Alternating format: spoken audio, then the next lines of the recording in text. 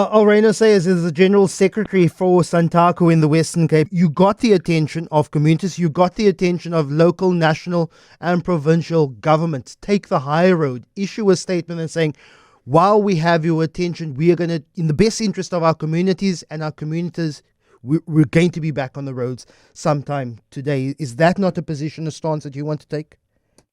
Unfortunately not, Lester, and good morning to all the listeners. The point of the matter is the moment I leave my yard or taxi rank, I've got a knife against my throat. You will be impounded. How can I do that? I don't have another 10,000 rand. So in the meantime, thousands, hundreds of thousands of commuters suffer. There are children who are going hungry without any access to bread, food, because delivery vans won't come into their communities. Parents can't go to work to get a daily wage to buy something to put on the table. It's a crisis that I'm not only apportioning blame to Santaco, but the leaders of the city, taxi and governmental leaders. We disagree with that as well.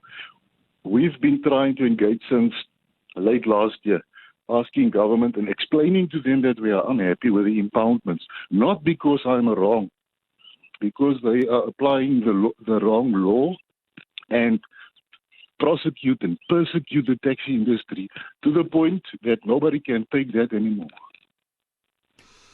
Santaco is largely being blamed for the violence, and I could very much agree that say there's opportunistic criminals, there's bored youth, there are people who are trying to criminally seek out something for themselves. There have been murders taken place, and whether they're perpetrated by people in the taxi community or not, there is violence that is associated with this taxi strike, and a lot of it is being pointed in the direction of Santaco.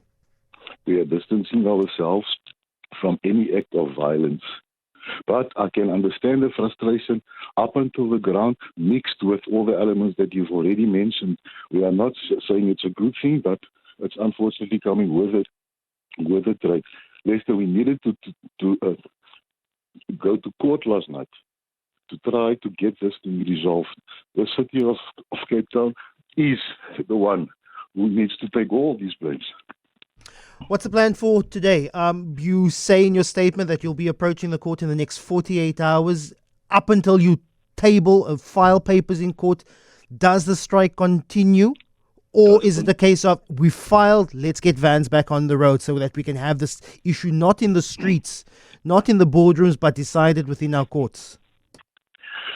We've engaged and gave all spheres of government the opportunity to resolve this thing without fighting. Unfortunately, they chose to rather hit us with court orders left, right, and center. We were too busy defending court orders.